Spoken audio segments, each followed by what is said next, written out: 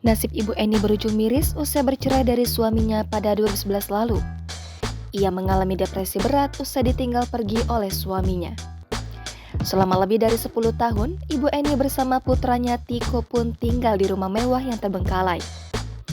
Namun, sebelum mengalami depresi, Ibu Eni dikenal sebagai sosok orang yang begitu baik dan ramah. Fadli Haryadi, salah satu tetangga Ibu Eni menyebut Ibu Eni dikenal sebagai orang yang ramah dan senang berinteraksi dengan orang lain. Fadli menambahkan beberapa tahun lalu, Ibu Eni dan Tiko sempat dijenguk oleh keluarganya. Terlihat sebuah mobil dengan plat kendaraan Jawa Timur yang mendatangi rumah Ibu Eni. Sementara itu, Ina Sunarsi, Ibu RT menyebut Tiko dikenal sebagai pria yang pintar. Hal serupa juga disampaikan oleh guru yang pernah mengajar Tiko. Kini, rumah Ibu Eni dan Tiko sudah dibersihkan. Sementara itu, Ibu Eni sudah dirawat di Rumah Sakit Khusus Daerah Durensawit, Jakarta Timur. Jangan lupa subscribe, share, komen, dan like ya!